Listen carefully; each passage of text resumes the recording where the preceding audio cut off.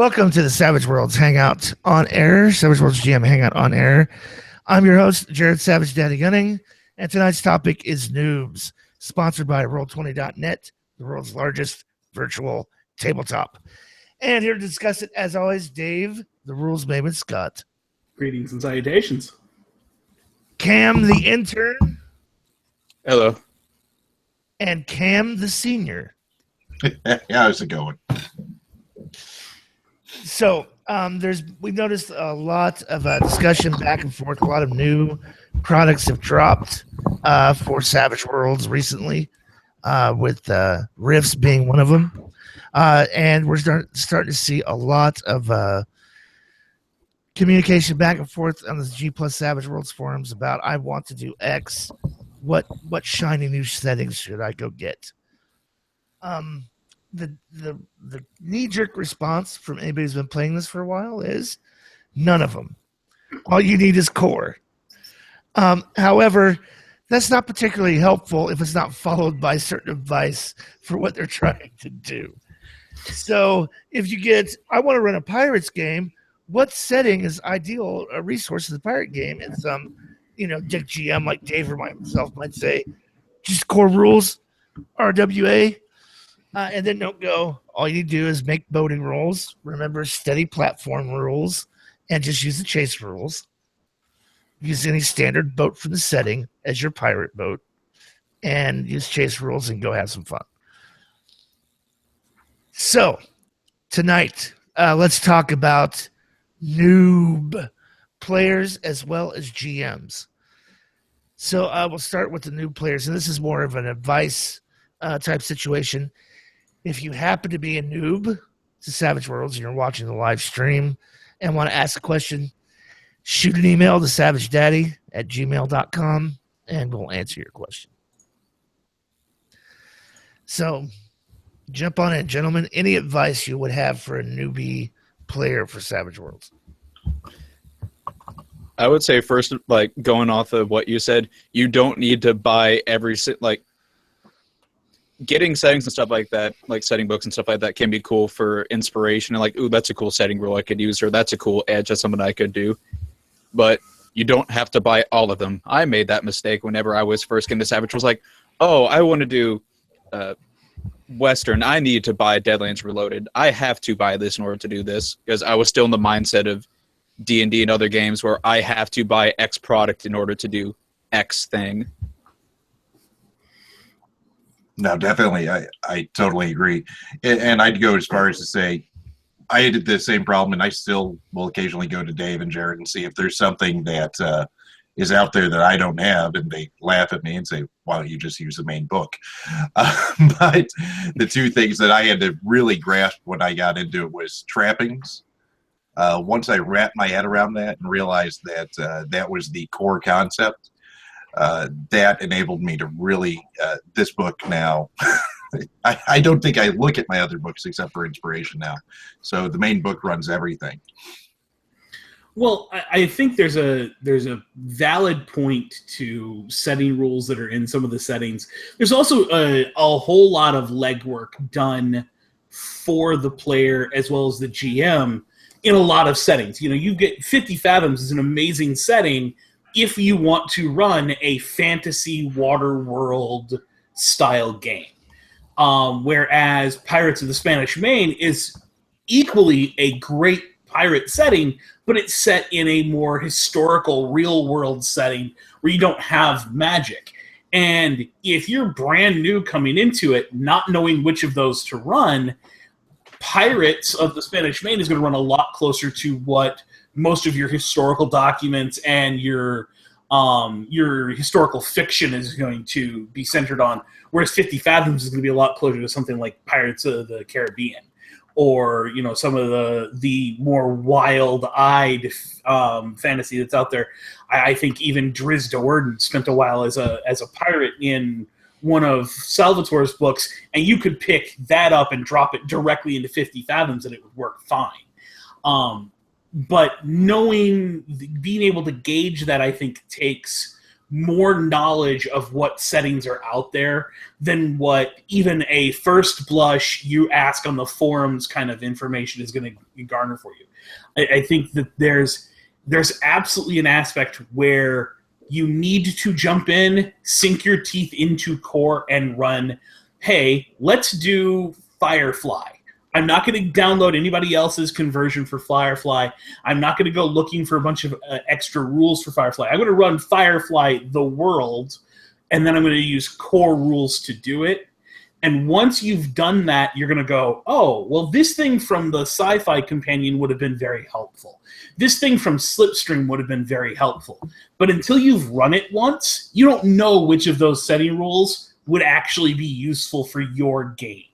And I think that's a big aspect of it is there's so much bolt-on option available in all of these books that you have to have run some games with just core to know what's effectively going to work, not just for the game you're trying to do, but for your players. You might have players who are never, ever going to be willing to run in a game with critical failure or with Heroes Never Die or gritty damage. You've got to kind of test those waters a few times first. Well, and the other thing, too, that I'll throw out here is that going hog wild on setting books to try to capture a Western or a horror or some kind of game you want to play is a lot of cart in front of horse when you're talking Savage Worlds. Because even though those setting books have their own plot point campaigns, they have special rules in there to help bring out the flavor of the time period or genre. They still run on core rules. You have to understand how to calculate wounds and damage. And that's all in core. And until you understand that, a setting book can really overcomplicate things for you as a GM and can frustrate your players as well. There's nothing wrong with picking up the 999 core and running the sample adventures in the back to get used to the game. I think the other thing about it is, and we've certainly had our conversations on this off camera, gentlemen, is it's great if you want to go pick up one of those books, 50 Fathoms. Goodness, I'm trying to think of some of the other ones. Deadlands Reloaded. Deadlands Reloaded or Deadlands Noir. I love that setting, so I wanted to go pick up the book. What I found and the advice that we've talked amongst ourselves and with others is, what are you really trying to portray? What's important to you from that setting or that genre?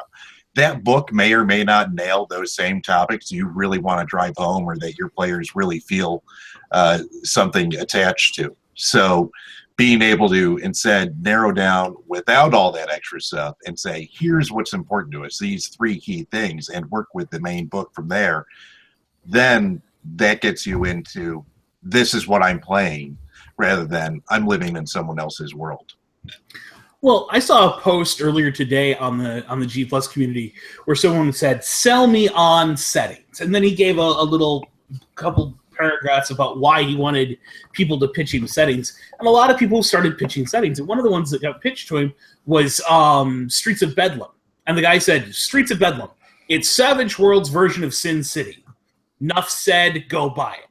And I looked at that and went, no, it truly isn't. Yes, at a very high level, Streets of Bedlam captures the same look and feel as a Sin City comic does, but it's absolutely not that world. It is its own world with some pretty rigorous stuff that goes with it and some pretty drastic changes to core Savage Worlds. It doesn't play like Savage Worlds, it plays like Streets of Bedlam.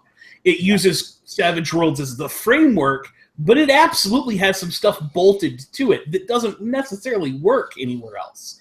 And I think that's the other problem. If you jump directly into a setting as a first-time player, especially as a first-time GM, there's things you just don't know about Savage Worlds. And Jared has the greatest example of this with a brand new player who had never played Savage Worlds before and jumped into his zombie game. Okay, I'll relate it again for the 15th time. But so in my very gritty grindhouse zombie apocalypse setting, players cannot soak wounds. You just can't. Sorry, end of discussion. Make a vigor roll against incapacitation when you take a wound. You can spend your bennies on your vigor roll, but you can't soak wounds. Which is a setting rule you lifted from Realms of Cthulhu. Yes. Mm-hmm. They're gritty damage. So we had this player. We finished up the campaign. His character survived amazingly. Most of the characters in the game survived amazingly because they played smart. But then we jumped into something else, and he took 2 wounds. He's like, fuck, I'm dead. I'm like, dude, you can soak wounds. What is this soak you speak of? What are you talking about? Dude, it's part of basic Savage World. Spend a Benny, make a vigor roll, and you can eliminate those wounds with every success. Every success removes a wound. What? And had to remind him probably 5 sessions in a row, dude, drop a Benny and soak those 2 wounds. Oh yeah, right. So yeah, there's a lot to be said. I want to go back and touch on something that Cam said very early on, and that is trappings. Here's the thing that if you're new to Savage Worlds, it's going to be very hard for you to wrap your head around, especially if you're coming from a D20 system in particular. Savage Worlds, and I'll quote Jib since he's not here, is not concerned with what a thing looks like, sounds like, or acts like. Savage Worlds' only concern is the mechanical effect it has in the game. Now, as an example of this that I've used over and over again, a pistol is a gun, is a pistol. I don't care what it is.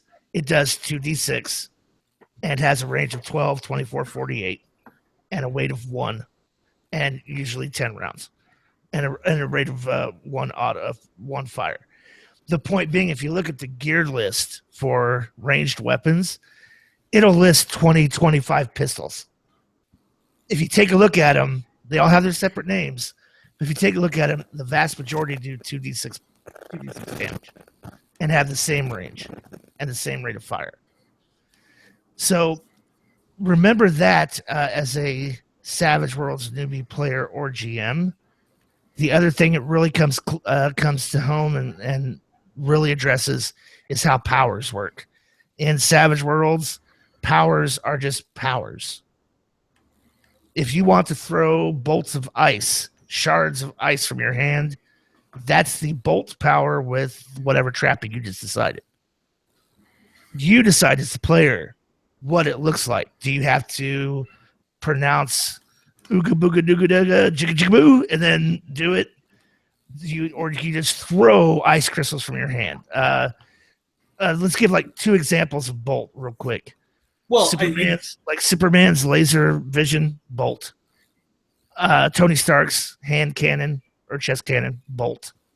Magic missile. Yeah, magic missile. They all do the same thing, but they look different when they do it.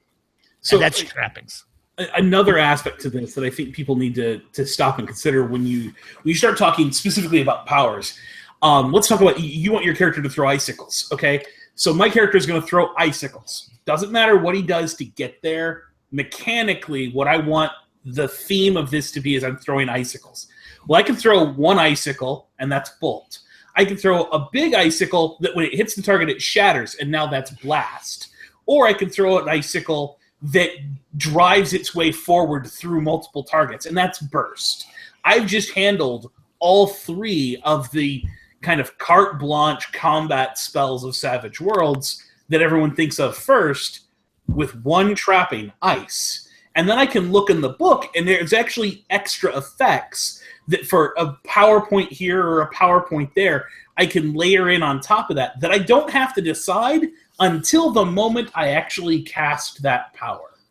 And that's the real power of trappings and effects when it comes to powers specifically. But here's the thing. As a GM, I don't care what system you've played before, you've used trappings. You've described what the orc looks like. You've talked in a funny voice. You've given a combat description of the guy flailing the sword around and bringing it around in a half arc at shoulder height. That's all trappings. That stuff, it doesn't matter what era, what genre you're playing in, is just as useful.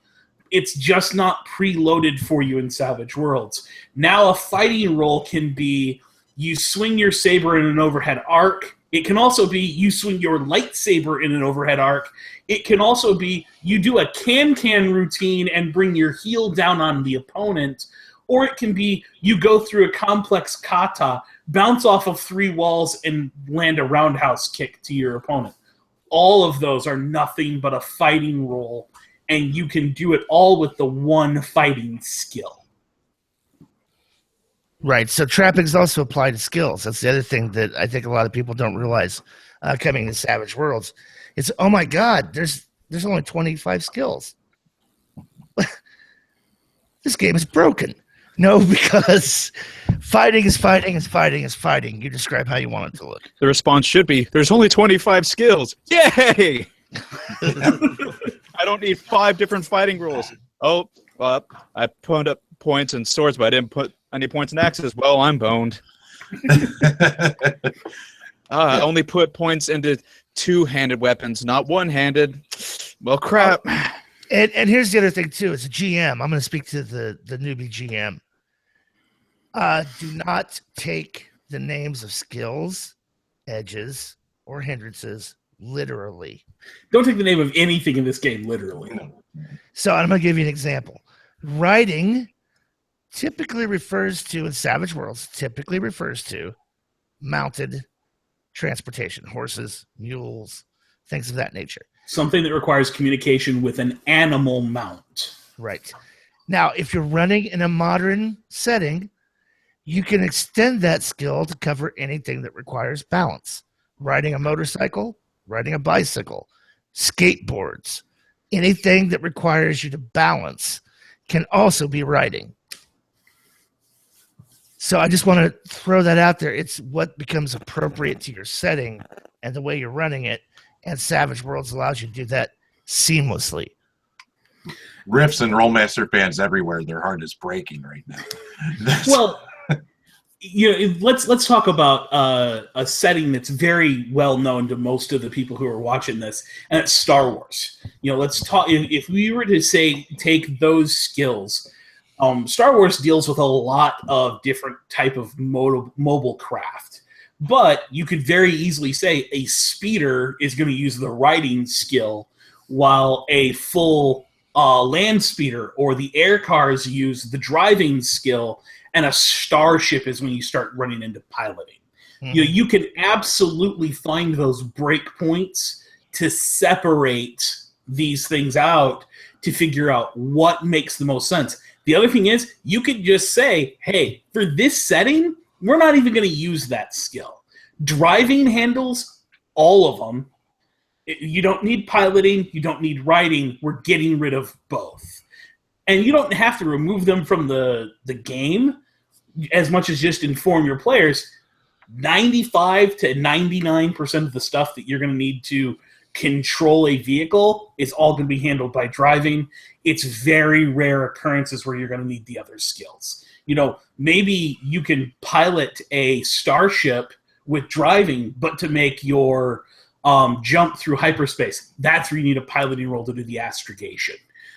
Stuff like that. And even then, you could say, well, you're on the Millennium Falcon, which has a Navicomputer that's going to give you a +6 to that roll. So you could just make an unskilled roll, and you're now rolling a D4 +4 to complete that roll. So let's talk unskilled rolls here real quick then.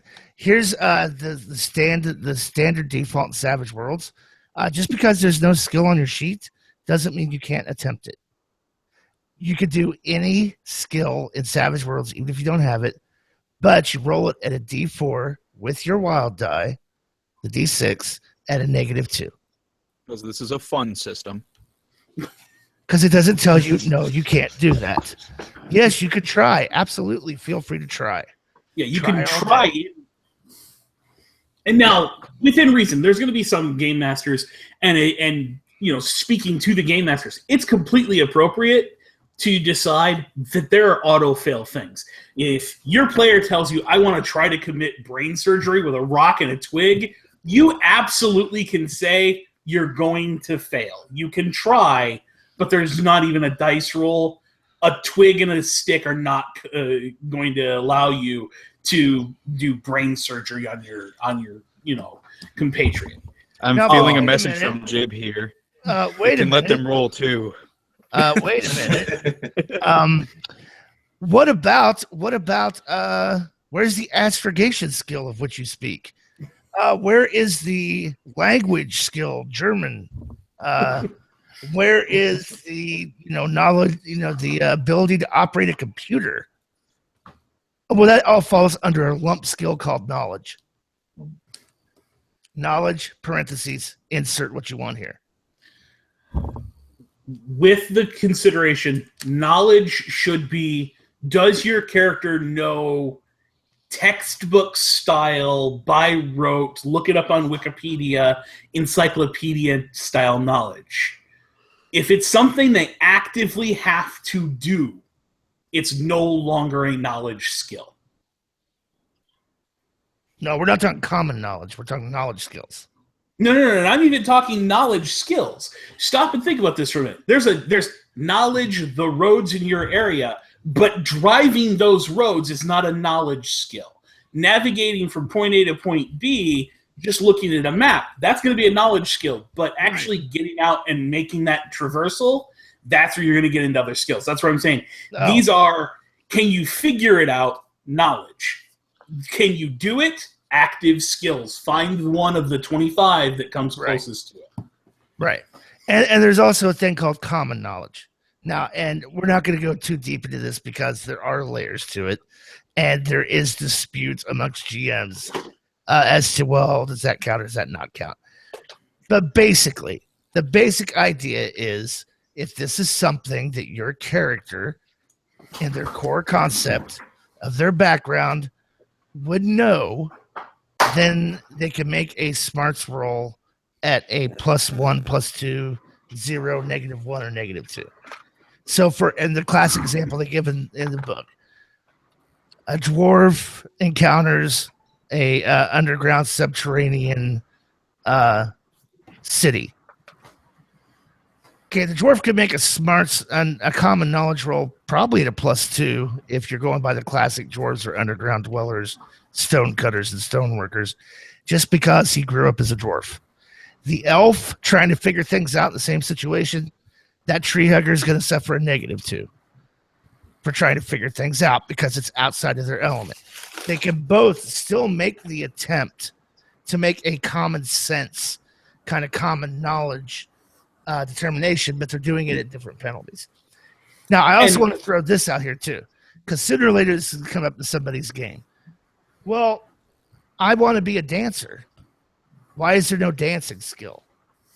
I want to be a singer. Why is there no singing skill? I want to be a guitar player. Why is there no guitar skill? What you can do, feel free to just create one skill set, call it perform, and then link it to the most appropriate attribute. So if it's a musician, it's smarts. If it's a performer, a dancer, it's perform agility. If it's, an artist, maybe it's perform spirit, whatever. Or you can just say, give me a spirit roll, give me an agility roll, and count that as their singing or dancing, give them a +2. You can also just simply make it a persuasion roll. Depending on the impact this is going to have on your game, your player wants to dance for a reason. There's something they're trying to achieve. And this is where we get back to trappings a little bit, is when a player declares their action to you, a great habit to get into especially as a new GM, is to ask, what is your goal? What are you trying to achieve? A player might say, hey, I want to pickpocket this guy. But really what it comes down to is he's wanting to slip up behind the NPC and slip a stick of dynamite into his pocket. It's absolutely possible to do that with pickpocketing, but you might find that there's another skill or another method you want the player to go about in order to accomplish that. Like, you might consider that a throw roll for a grenade, because it is a combat action at that point. He's trying to get that raise, so he places that dynamite so that it doesn't go off and capture himself or his friends in the blast, but it's still going to blow up the enemy. That's covered in the rules. It's in there for a reason. It's taken care of, and there's some pretty specific rules on things like that. But if you didn't ask your player what they're trying to achieve, you don't know to apply that rule. Even if you've read the rules and know that book inside and out, if you don't know the goal of what a player is trying to achieve, you can end up going through 5-10 minutes of a player asking, can I do this? Okay, yes, you do that. Can I do this? Yes, you do that. When in reality, all that player was doing was making a simple lock-picking roll. It just took 10 minutes for them to go through step by step how they wanted to achieve it. Now, I do want to point out that blowing up your friends in the game is completely okay. But I also want to go back to Dave's point about knowledge points not being able to be active skills. For the most part, I agree. However, Jared and I know it both ruled several times where the knowledge skills are separate skills because we don't want to make up a different skill form, because why do we need to? We use technology. Last time, knowledge technology, and it says, that's for hacking. That's something you're actively doing and not necessarily looking up. There's been a few other examples of it. Knowledge for crafting. Sure, if you want to make your players say, because they're a blacksmith in a fantasy game, do you really need to make a whole crafting skill? We've talked about crafting systems. Forget it. It's knowledge, crafting, whatever. So that's the only point that I would make. That it could be done there. Well, and I'll just throw this out there as well. Savage Worlds is flexible enough that if it makes sense for what you're calling for, you can work that. So Cam just mentioned, my character has knowledge blacksmithy, D6. Okay, so when he looks at a sword, he can pretty much gauge the quality of the sword by making that roll. In a recent Firefly game, one character goes to basically scavenge an arsenal, while the other character goes to scavenge medical equipment. Dave goes, well, let's see how well you know what to take. Give me a shooting roll, since this is all ranged weapons. And that suffices as a kind of knowledge roll and an estimate of what guns that character's going to go grab. Give me a healing roll to see what kind of medical stuff you can do. We're getting ready to run a Savage Jason Bourne type adventure. In that, I just created a new skill called Tech Ops, inspired by Agents of Oblivion. It covers everything from hacking a security system, opening electronic locks, cloning a cell phone, operating a computer. If it's technology related at all, it's just technical operation. So you can create a brand new skill if you like. Feel free if it fits your setting. No one's gonna come and burn your book and beat up your group because you created a new skill. Dave, he's a little unless you play Interface 0 2.0, and then Jared will just go ape shit. Well, Jared would be right, though. That's the. I don't say that often. There are people out there who absolutely love some of those bigger setting books. I'm not going to lie. I do. I like Interface 0. Most of those books, for me, move the game too far away from core, which is why I end up not using them as often. But the great thing about those books is, again, being able to say, well, hey, I need a weaponsmithing.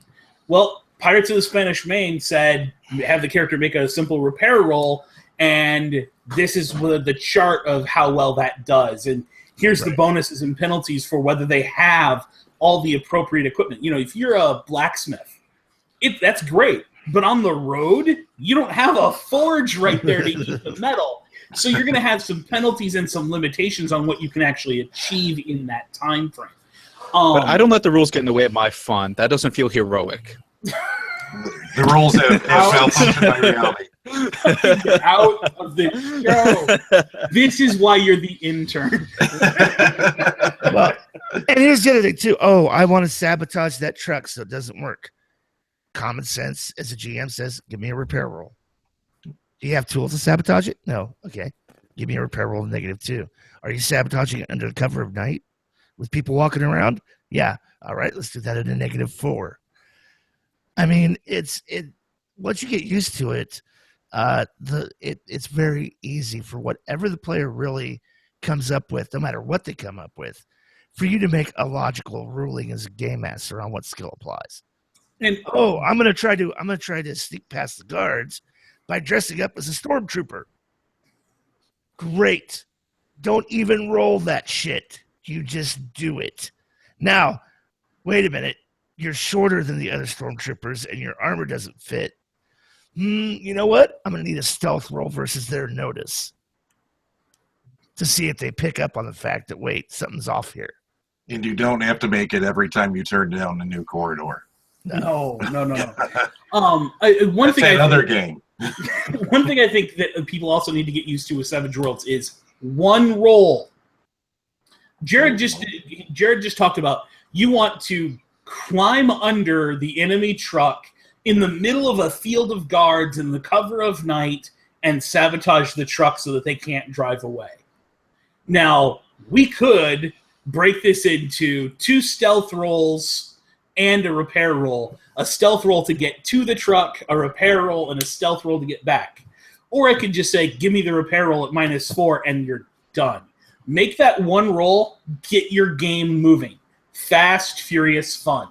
It's not about breaking things down into these complex series of actions. It's about find a very quick way to abstract that action so you can tell the better story and you're not spending more time making dice rolls to achieve everything. I'd like to riff off that if I could. I would say it depends on how important that truck is. Is that truck just a truck that your bad guys are going to be using? Or is this like, some 80s spy movie where the ICBM is on the back of the truck and if that thing gets out of here, it's game over? And the more serious, I would probably break it down to a dramatic task. Oh, absolutely. And that's the thing. That's also that point where knowing those rules and knowing core can let you make a better decision because like you're saying, if suddenly that truck isn't just a truck, if that's the truck that you're going to sneak under, cut the brake line, and you took out a few of the guards so that you don't have to deal with them later, simple repair roll, we're done. Now that truck has been upgraded. That truck is the MacGuffin. It's got the ICBM. That's the whole cornerstone of the adventure. Oh no, this is going to be a dramatic task, and everyone's involved. We're drawing cards. There's going to be some opposed rolls going on. That moment needs to be dramatically appropriate when it's applied. But no, the mechanics should be very quick and easy unless they need to add to that moment. Right. It's all about gravitas. What are we doing now in the story? What is the weight of it dramatically? I couldn't agree more. So 2 things I want to make sure I talk about when we're talking for noobs. I definitely want to talk about how you calculate damage and the basic roll with Savage Worlds. Dice explode in Savage Worlds. That means when you get the highest result on any die, you pick it up and roll it again. If you get the highest result again, you add it, pick it up, and roll it again.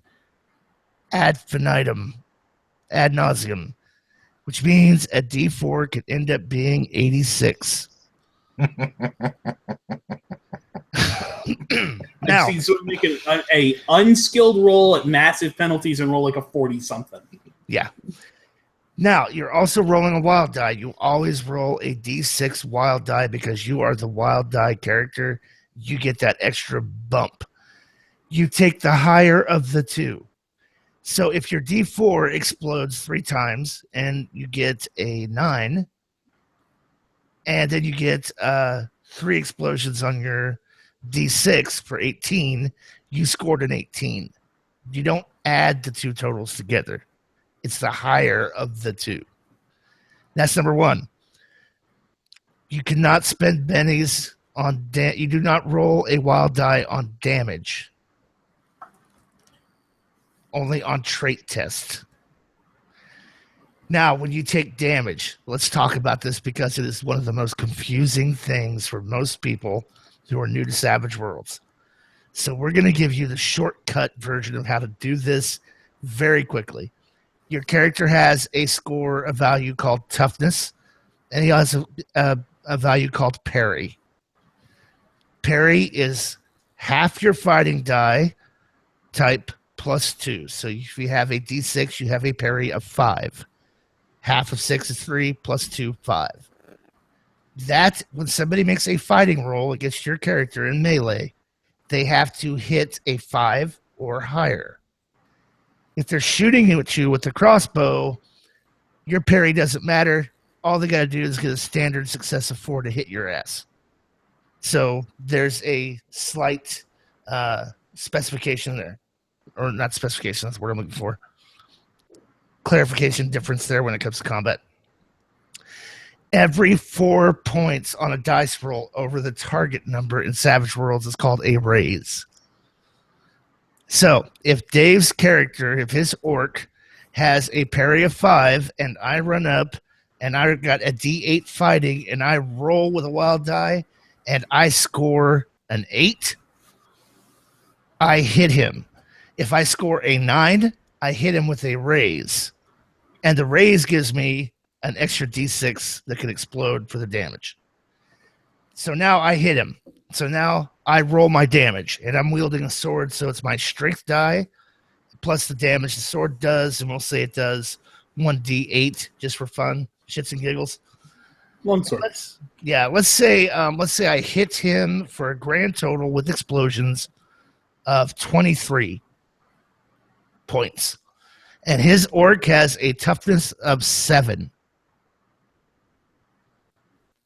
So here's how you figure out whether or not he's shaken with a wound, or shaken with the wound and how many wounds. If I only roll a 7 through 9 damage against that orc, he's shaken. I have to get a raise over his toughness to do a wound. So if I hit him 7 through 10. Yeah. So 7 through 10, he's just shaken. If I hit him for, let's see, so 14 points would be the raise? No, not even. Now I'm 11. confusing myself. 11. 11 So- points is Math great. is hard. Yeah, maths are hard. So if I hit him with 11, he's shaken and wounded. Because if you get hit hard enough to take a wound, you're automatically shaken by it as well. But the simple way to calculate wounds: take the total damage, subtract toughness of the target, divide by 4. Every one of that divisor is a wound. If you look on just the G Plus community, do a Google search for, I think it's called the Wound Dial. There's actually a device that people have put out there that's 2 little pieces of paper that you can rotate, that you set it to the toughness, you rotate to show how many, and it'll actually count off how many wounds that character has taken for you. It's not important, it's not necessary, but if you have a hard time figuring that out, you don't want to have a calculator or your cell phone sitting down at the table to do the math on, there are little gimmicky things out there that are designed specifically for doing that quickly on the fly. Some of the character sheets even have a little tracker on them that has your toughness circled and then has a number of dots so that you know exactly what the breakpoints are for your character for when it's a wound over their toughness. There's a lot of little handy things that have been put out by the great community that's out there to make this a very painless process, so you don't have to worry about how hard that math can be. Right. And believe it or not, it becomes second nature once you've played the game for a little while to figure out and calculate how many wounds you just took. It becomes very quick and easy. Now, here's the thing. What does shaken mean? Well, it can mean whatever it needs to mean. It just means you can't act. You can take free actions. You can talk. You can move, but that's it. If you drop a Benny, you can drop a Benny at any time to become automatically unshaken. All you need to become unshaken is a spirit roll, and all you got to do is roll 4. You get a free spirit roll on your next action to unshake for free. If you don't make it, drop the Benny. Right at the start of your turn. It doesn't count as an action. It doesn't count as anything. Before you do anything, it's your turn in the initiative. Make that free spirit roll right then before you even start thinking about what you want your character to do that. Right. Now, what could shaken mean? Well, let's say if I hit you hard enough, maybe I hit you in the head and there's blood bleeding into your eyes and you can't see. Or I hit you hard enough, you're wearing a helmet and it's ringing in your ears. Dave and I like to really give a good representation of shaken being the 1970s movie Jaws, where Roy Schneider's character, the sheriff, is throwing chum and the shark pops out of the water at him. And he very calmly, with a lit cigarette hanging out of his mouth, steps back into the cabin of the boat and just very calmly announces, "We're going to need a bigger boat." Yep. That is shaken. Another great example is that battle scene from the start of Saving Private Ryan, where you see Tom Hanks' character just sitting there in the middle of the beach, staring around, and you hear this low-level hum. It's that moment where you can't think to do anything else, and another guy grabs you by the chest and shakes you till you wake back up enough to take action. That can also be shaken. You can take shaken anywhere in that spectrum that's appropriate for your game. Yep. Now let's talk about soaking damage. Very simple. Drop a Benny, make a vigor roll. For every 4 you get on that vigor roll, you soak a wound. So if you have 3 wounds, you need to roll a 12 to make them all go away. If you don't roll a 12, if you only roll a 9, you still soak 2 of those wounds. You have the option to drop the Benny, and you can never do worse on a roll than you have previously. So if you drop the first Benny, roll a 9, you drop a second Benny and only roll a 5, you keep the 9. Yep. And if you soak all the wounds that you took from that attack, you're no longer shaken. Even if you were shaken previously from something else. The other thing being, now this is crucial, I can hit a character in Savage Worlds and deliver 10 wounds. Your character has to soak 10 wounds. Anytime a character with 3 wounds, you're still up and on your feet. When you take the 4th wound, it incapacitates you, and you roll on the incapacitation table with the -3 modifier for the wounds that you took. You do not actually take a 4th wound, but when the 4th wound is caused, that causes incapacitation. And damage is resolved the moment it happens. So if I smack you for 2 wounds, as a player, you have to make a decision right then and there. Do I spend the Benny to soak? Nope. I'm going to let it go. Okay, so now you're doing everything in a -2 because you have 2 wounds. So if I hit you later on in that same round for an additional 2 wounds, now you say, yes, I want to soak. You can only soak the 2 wounds that are current. The other 2 are there until they're healed. Very important if your GM is using auto fire against you. Mm-hmm. Just saying. Well, and I think, don't forget, as we're talking, this applies to the GMs too. When you've got that big bad at the table, you're going to have 4 or 5 players all take a crack at that character. It is not okay to wait for the 3rd player to hit the big bad and then have him soak all the damage he's taken for the round. No, he can only soak the damage as it's dealt to him. And you'll notice your big bad only has a couple of bennies. You've got some GM bennies you could spend on the big bad, but the big bad themselves only starts with 2 bennies of their own. They don't, unlike a player, they don't get that 3rd benny. They only get 2, and they only ever have 2. And you only ever have a benny per player sitting at the table as a GM. When you bring out that wild card, that wild card has a couple bennies. Those don't go into your GM pile. They are specific to that wild card. It can only be used for that character. Mm-hmm.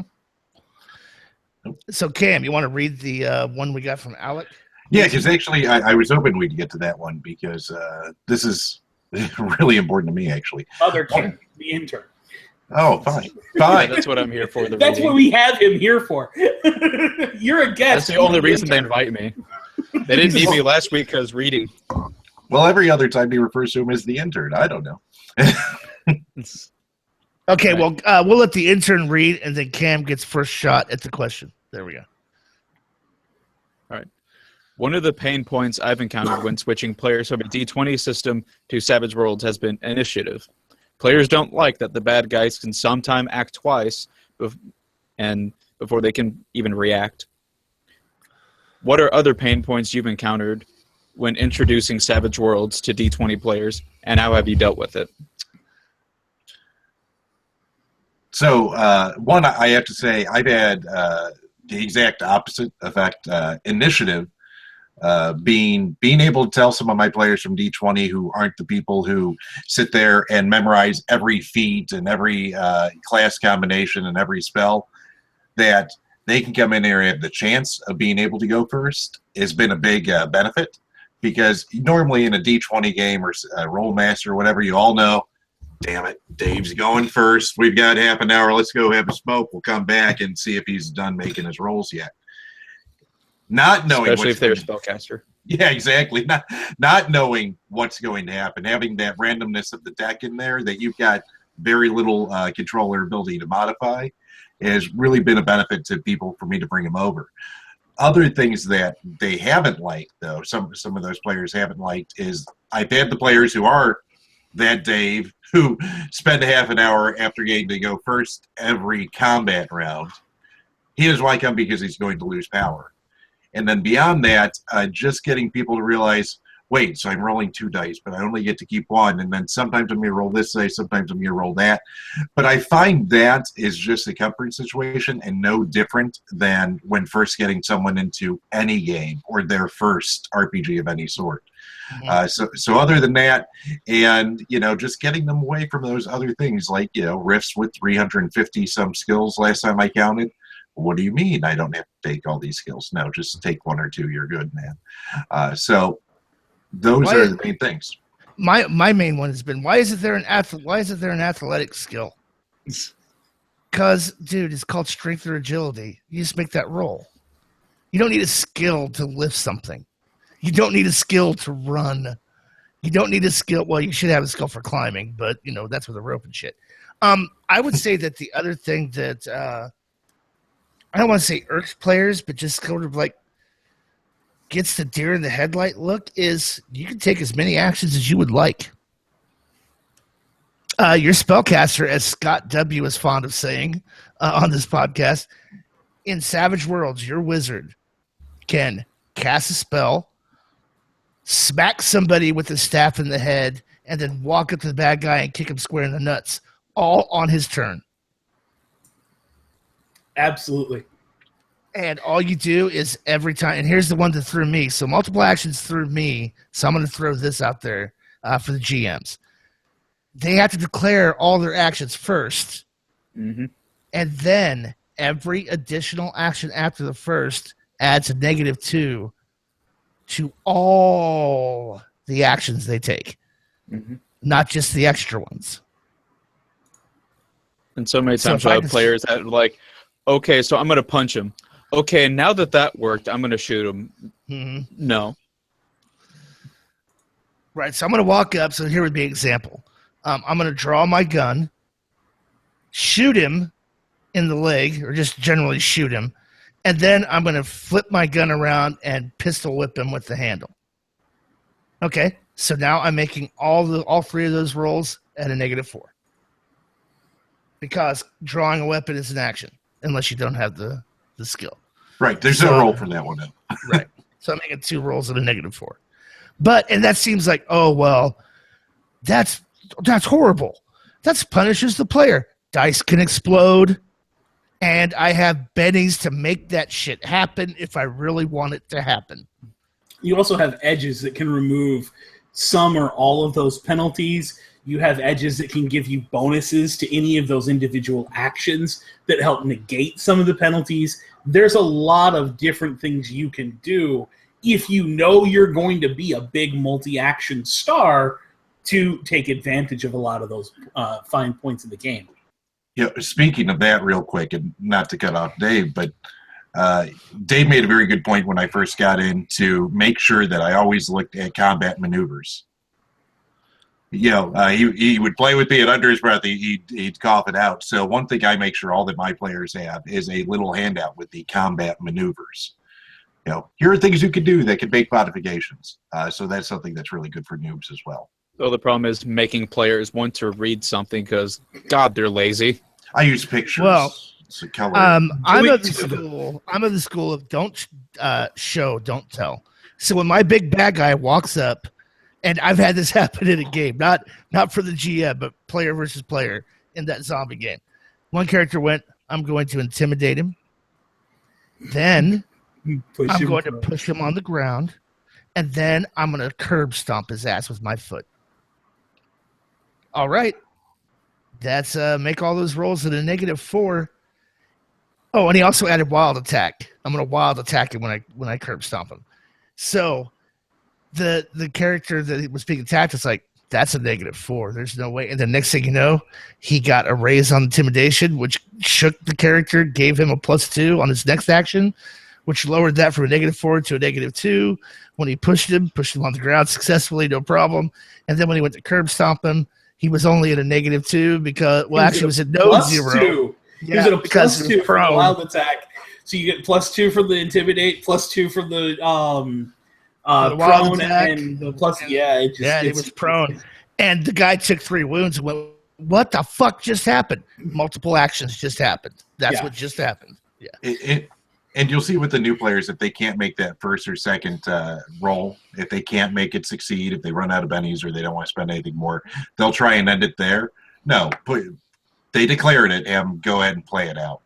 Right. Well, and there's 2 sides to that. One side is if you declare an action that absolutely requires a previous action be successful, I'm not going to make you make a roll for something that can't succeed.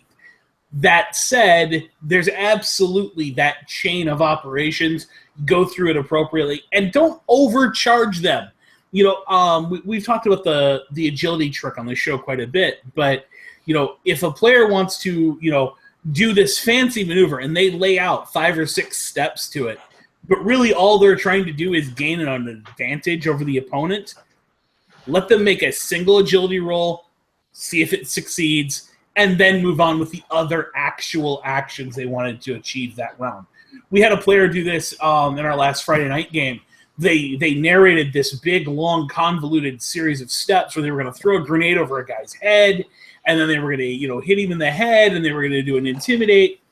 And really what they were trying to achieve is 2 levels of advantage, an agility trick and a intimidation before attacking. And Jared had to walk them back from what they narrated to what the mechanics were to actually achieve that. The narration doesn't have to change. The action doesn't change. The effect it has on the game can be simplified. Yeah. I think if we're going to talk about things that are painful for players when they convert from D20 to Savage Worlds, or really from any system to Savage Worlds, is purging their mind of the codification of some things. Take your D20 has that 5-foot step, or D20 has the lightning bolt and the magic missile being 2 very different powers. In Savage Worlds, those things just don't exist, and you have this bolt power that does what both of those things did. And that is a really hard thing to grasp the first time.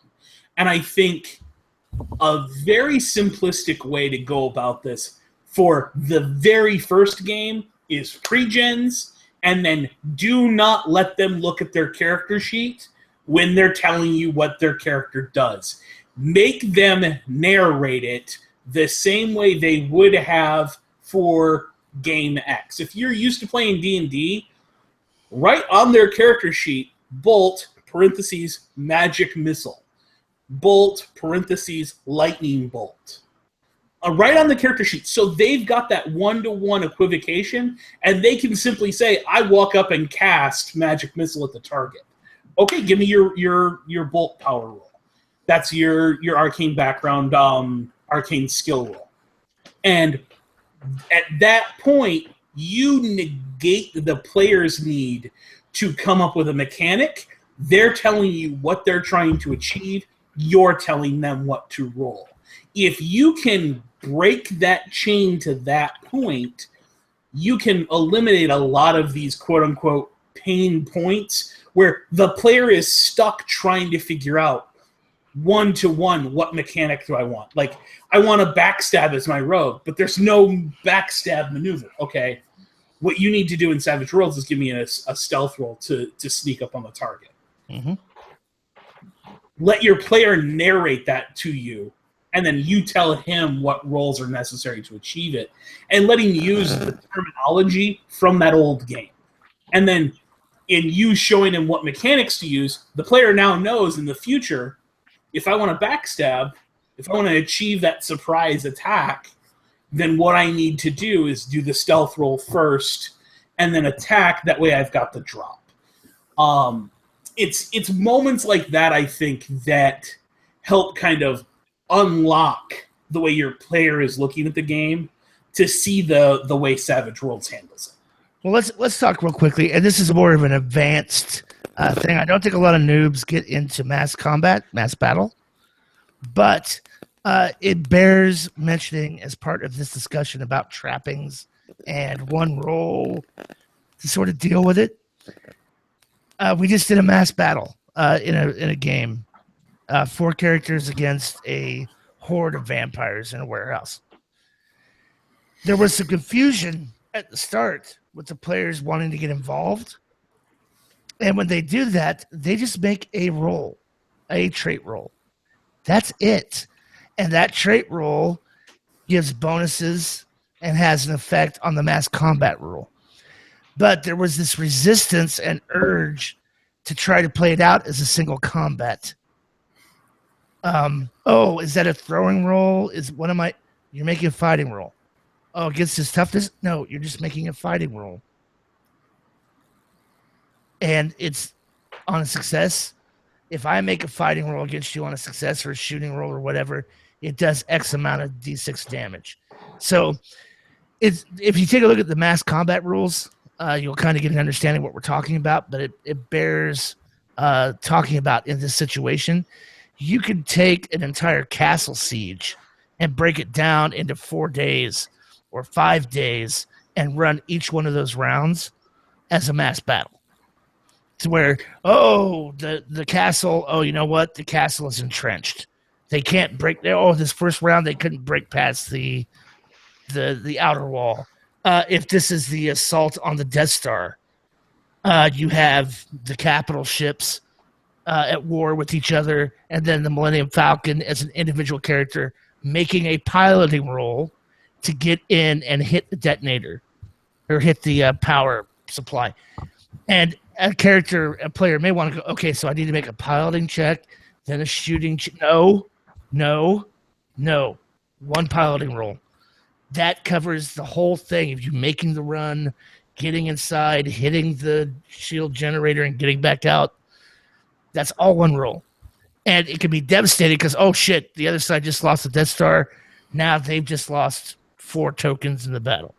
Mm-hmm. So, and an interesting thing is when you start talking about these advanced topics, is being able to layer those together. If you've got one player who's piloting the Millennium Falcon, you've got 4 or 5 other players who are all either in command of their own Corvette, or they're in an X-Wing. They're part of this mass combat. You could actually run a dramatic task with the player making the trench run in the Millennium Falcon, along with a mass battle for the other 4 or 5 players at the table. Yep. And the outcome of one or the other of those can impact the bonus is applied to the other side. So you might have that player who is absolutely, devastating the mass battle, and the guy doing his trench run is getting a cooperative +2 on every roll because the other side isn't diverting any TIE fighters over to stop him because they're all tied up in this mass battle that they're currently losing because you've got that star pilot out there devastating them every round. You can have these really, really complex and interesting moments in Savage Worlds, and it really comes down to using two separate mechanics at the same time. And once you've done it, once you run a mass battle, once you run a dramatic task, and you get past that first blush, you don't need something from a trench mechanic from a specific setting document to do it. You can figure out in your head, oh, well, that's a mass battle for everything up here and a dramatic task for this one thing going on over here. And then run them at the same time. Right. So let's say you want to run here's a great example too. And the thing that we're trying to drive home talking about these advanced things for the noobs, with the dramatic task or a chase mechanic or the mass combat, is to keep in mind the key word of those is abstraction. It is wildly abstracted. You don't care about individual particular details. Actions have wide sweeping narratives. So one thing you could do, for an example, let's say you want to play a Shadowrun style game where the entire party is fighting off corporate security in a hallway in a combat while the hackers trying to bring down the mainframe. Everybody else, they're dealt into the turn order for initiative, and they're just running a combat. The hacker is doing a dramatic task with his initiative card every round. So you don't have the situation that you have in Shadowrun or other cyber type games where, oh shit, the hacker's got his deck out. Oh crap, let's everybody go order a pizza while we sit here and do nothing because he's going to have to be here doing this for the next 20 minutes. No, you can involve the hacker immediately in every round of the combat, but his actions are all part of a dramatic task instead of the combat. But he's going on the combat rounds because both of those things share cards as the mechanic. One of the topics they tackled on Nerds International over at the Gathering Dorks when I was over there with them last, they actually talked about, what do you do when the party splits? And they were talking about it from a D20 perspective and other games. And I said, from a Savage Worlds perspective, I don't care where each person is. I'm still running one game. I can deal those cards out. And if Cam is doing a dramatic task in one room, the other Cam and Jared are in a direct combat in another room, and Scott and Jib are over in this third room doing persuasion. Each of those guys is getting their own card, running their own scene, and we're just going to follow initiative order for which one we're focusing on at any given time. Mm-hmm. In Savage Worlds, because it abstracts so much, you can bounce from piece to piece very fluidly, and it doesn't feel disjointed. It doesn't feel out of place to do that. You guys make a real good point, and I'd like to point out some things that have come up in our other discussions. One, these are great ideas. Take them, use them as you will, but start out with the basics. Don't overcomplicate yourselves for the new GMs or the players, and experiment with things. It's like, Dave, how many talks did we have before you ran that last Saturday night with the martial arts? Each of the characters was set up differently. This guy's martial arts are powers. This guy's martial arts are skills. And so just to experiment and see, how they worked and how they work together. Do that, but get the basics down first. And then when you're confused about how a rule works, go back and check out Jared's channel. He probably has a video or two explaining it. Well, that or, the Savage Worlds forums, the Facebook community, the G Plus community, the Savage Worlds GM community on G Plus. There are a ton of people who play this game, and they are mostly friendly, and they are mostly helpful, and they will absolutely throw at you, here's a source book for that, here's a setting book that has a specific rule that handles that situation. So you can talk about what does a licensee or what does Pinnacle say the answer is to that situation. And then you'll have Clint who comes along and says, however you want to run it for your game, if that works for you guys, that's perfect. Because that's kind of that at the end of the day, that's the Savage Worlds answer. What works for your group and your game? Well, let's give an example, because I hear this about D22. Oh my God, grappling rules. Holy shit. Okay, so here's how simple grappling is in Savage Worlds. Opposed fighting rule. Winner. You mean I don't need a graphing calculator? Winner grapples. The grapple player gets an automatic on their action, a free agility or strength to break free, but it's opposed. And if I have you grappled, I don't even need to make a fighting attack. I could just do strength damage to you each round that I have you grappled. Done. Oh, well. Oh, but I'm going to use a Garrot. I'm going to come up and Garrot somebody. Okay. That's a grapple with a called shot head and a piano wire. Go for it. You're making your opposed fighting in a -4 because you're trying to get this grapple thing around his head and around his neck. And if you wanted, you could say it's a choke out thing, and he has to make a vigor roll, opposed strength versus vigor roll to not collapse and catch his breath, whatever. That's how flexible Savage Worlds is compared to anything else that you're going to run into. One small piece of advice, we'll wrap the show up with this, that I want to give to GMs and players.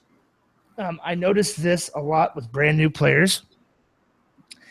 They believe that the only way they earn bennies in the system is by role-playing the hindrances they choose at character creation. The book does kind of infer that. However, as experienced GMs of Savage Worlds, you can give a Benny out for any behavior displayed by the player that you want to encourage at your table. Now, if I'm running a horror session and I'm trying to keep a certain tone and everybody's making Monty Python jokes and cracking wise, I don't hand out bennies for that. When they choose to stay with a failure, like they got a stack of bennies, you just walked up to the big bad werewolf, swung and missed. Are you spending a benny on that? And they go, nope. All right, you're embracing the horror. Here's a benny for not re-rolling that and sticking with the tone of the game. They could also just get a benny for role-playing. I will give you my example of a lot of people can be a little bit skittish about funny voices or character accents or voices. I have a character, a go-to in Dave's Spanish Pirates of Spanish Main. One of my characters spoke Dutch. And when I went to go speak Dutch, I'm like, I don't know what a Dutch accent sounds. I have no idea where I would begin. So my version of Dutch is Keanu Reeves. It's a very bad Keanu Reeves impersonation. It's excellent. It's awesome, though. That is Benny-worthy in any of my games because the player is going, okay, you know what? I don't know how to speak Dutch, but I still want to role play that out, so here's my best attempt. There's no such thing as a bad accent in a role-playing game as far as I'm concerned. And the best example of this can honestly be you start out trying to be that Scottish Celtic brogue sound for the dwarf, and somewhere in the middle of the sentence you have diverted and become Italian, and by the end of it you're Ukrainian gypsy. You're just all over the map. You still get the Benny because you tried. You still tried to add something to the game by adding that funny voice in. That's the thing to remember as a GM, is that reward is not because they did something excellently. It's not they rolled a really high dice roll. It's not that they did exactly what the book says the mean hindrance is supposed to do. It's they added something to the game as a player that they didn't need to. They went that extra mile, reward that with that Benny. Now, if they have the heroic hindrance, and I'm fond of saying this, I'm going to share this with the noobs and the game masters particularly. A character takes the heroic hindrance. I'm going to put them at some point in a massive shootout in an enclosed space. And then I'm going to have a complete innocent wander through. Hopefully, more than likely a child. So a shootout in a train station where everybody's diving for cover, bullets are flying everywhere. I'm going to have a kid with a balloon walk out of the bathroom right into the middle of the crossfire. Now, if the player with the heroic hindrance doesn't automatically jump at that and go, I'm going to rush out and save that kid, I am going to mention as a GM, hey, is it your guy heroic? And Well, I he's not guarantee stupid. I will hear exactly what Kid said. Well, he's heroic, but he's not stupid. Not stupid. Okay, I'm not lawful stupid. that's fine. You can watch a little girl die. That's okay. But the benefit if he rushes out and gives it to him is I'm going to give him a Benny. Then in the story, he's going to get a little bit of local fame. Going absolutely. forward. It's the reward isn't just the Benny. He's Or going to get get some shot to death. story.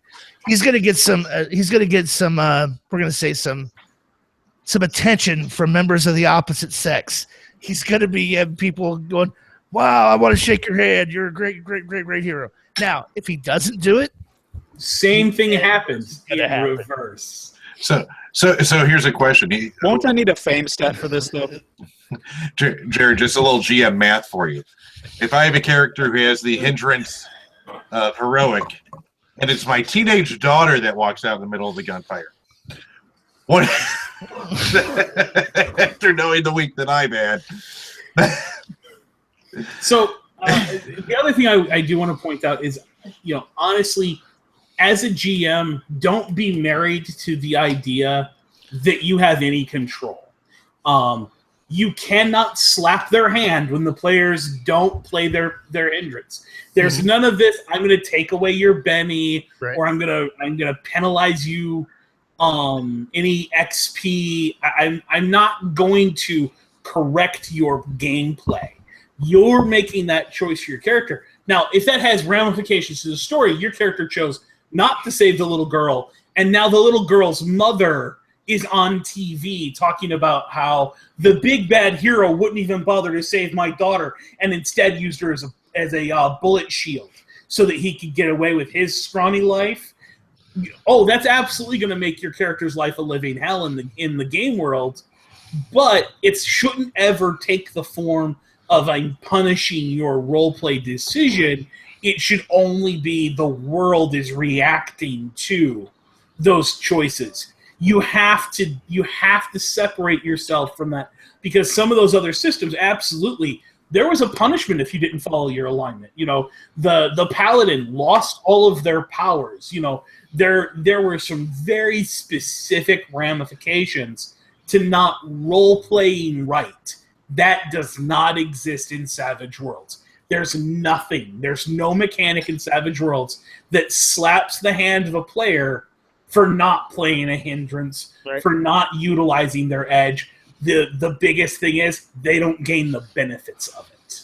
I was getting another message from Jib. Control is an illusion. You never had it to begin with.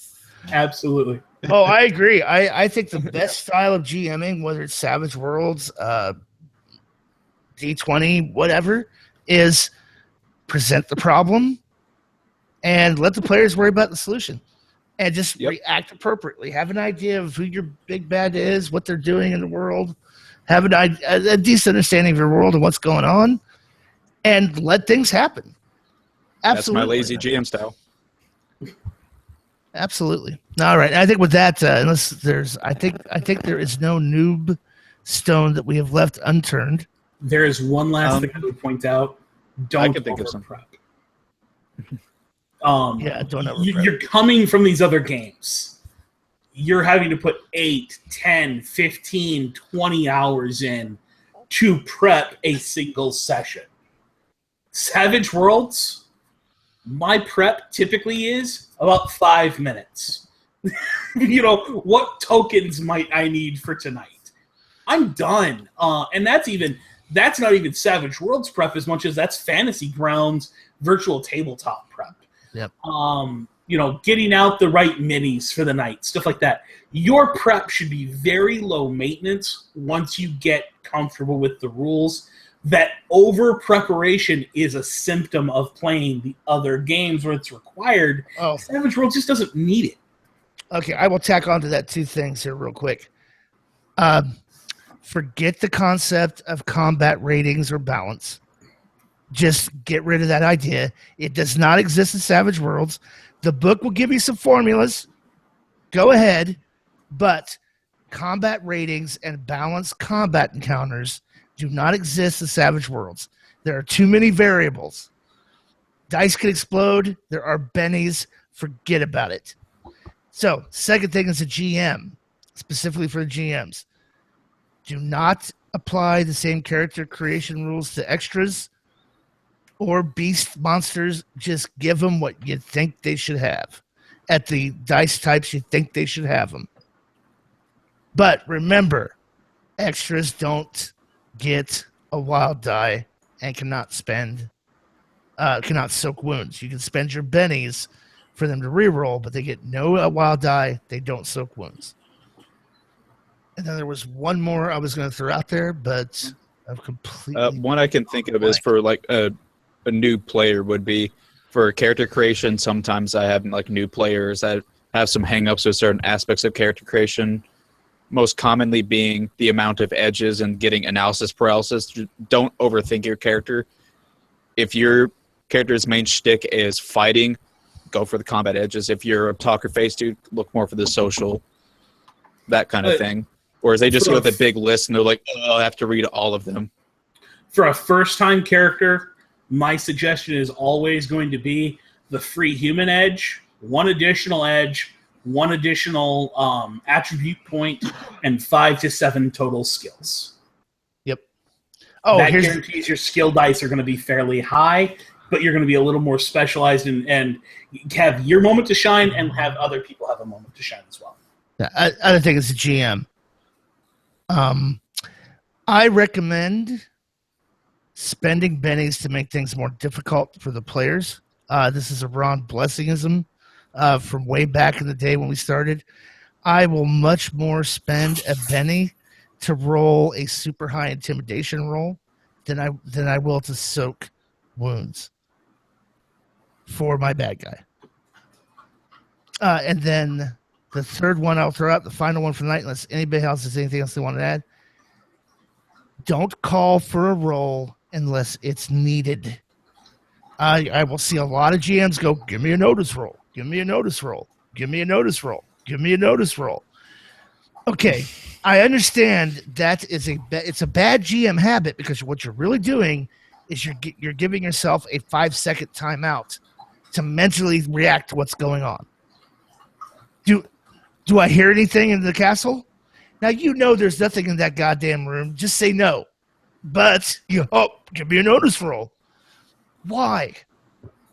Do not call for rolls unless the character is under stress of conflict, condition, or time.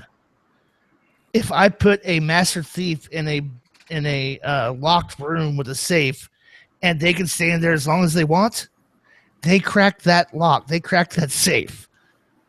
If it's going, you got 30 seconds to crack this safe before the cops burst in the room, that's when I make the lock-picking roll. That's when you call for the roll. So don't call for unnecessary rolls. It just slows the game down. Feel free to narrate. And then I'm going to blow one more thing off the table. You don't need a GM screen. You don't need to fudge. Roll that shit out in front of everybody. Because there is a meta element to this game that you have to embrace. You have to get rid of this idea from D20 that you can create immersion and surprise by keeping secrets from the players.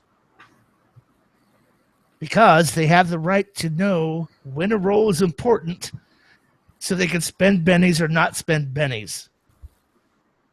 It is in my worldview, it is inappropriate for the game master to make a notice roll on the player's behalf because I've eliminated their choice to spend a benny to roll better. So don't hide your bad guy's toughness. Anybody with a brain's been playing this game for a week. When they score and hit you, On a 5, they know what your bad guy's parry is. You don't need a GM screen to reinforce immersion of how big or bad and tough your bad guy is. The second the dice hit the table and the mechanics start coming into play, all that shit goes out the window, and there is a metagame element to this game that you have to embrace. That said, anybody else have anything else they want to throw out to a noob? Speaking on the bad guys thing with the big bads, stats don't make a good big bad. A good story makes a good big bad. And good methods and reason why they're doing things. Your bad guy having a D12 fighting